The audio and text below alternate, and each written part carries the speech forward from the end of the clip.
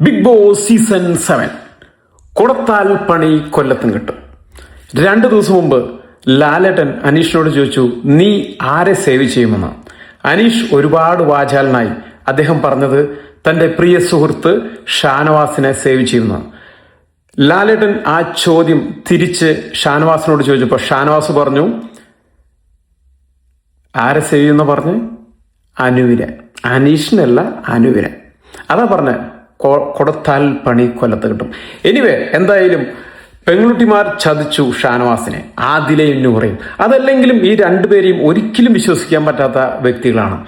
അപ്പോൾ ഷാനവാസിന് പറ്റിയൊരു പെങ്ങന്മാരാണെന്ന് നമുക്ക് കാണുമ്പോൾ തന്നെ മനസ്സിലായി. എനിവേ, എന്തായാലും അനീഷിനെ ഒറ്റിയ അല്ലെങ്കിൽ അനീഷിനെ തള്ളി പറഞ്ഞ ഷാനവാസിനെതിരെ ആദിലയും നൂറയും തള്ളിപ്പറഞ്ഞു. അത് എന്താ പറയുക, വളരെ വളരെ മോശം. കാരണം ഷാനവാസ് സംസാരിച്ചതിൽ ഒരു മിസ്റ്റേക്ക് പറ്റി, അല്ലെങ്കിൽ ഒരു പെശക് പറ്റി. ഈ സമയത്ത് പെങ്ങളുടെ കുട്ടികൾ സപ്പോർട്ട് ചെയ്യേണ്ടതിന് പകരം ഷാനവാസിനെതിരെ കൊമ്പ് കോർക്കുന്നു, ഷാനവാസുമായി ഫൈറ്റ് ചെയ്യുന്നു. മനസ്സിലാക്കിക്കോ ആ ക്വാളിറ്റി, ആതിര നൂറയുടെ ക്വാളിറ്റി മനസ്സിലാക്കുക. അതേപോലെ തന്നെ ഷാനവാസിന്റെ ക്വാളിറ്റി.